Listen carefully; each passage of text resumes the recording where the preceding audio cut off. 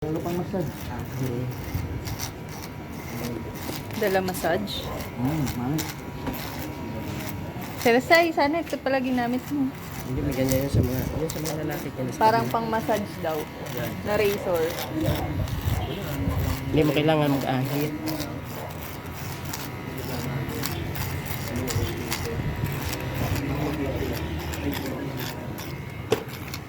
Sa yung mga gamit yan, ma'am.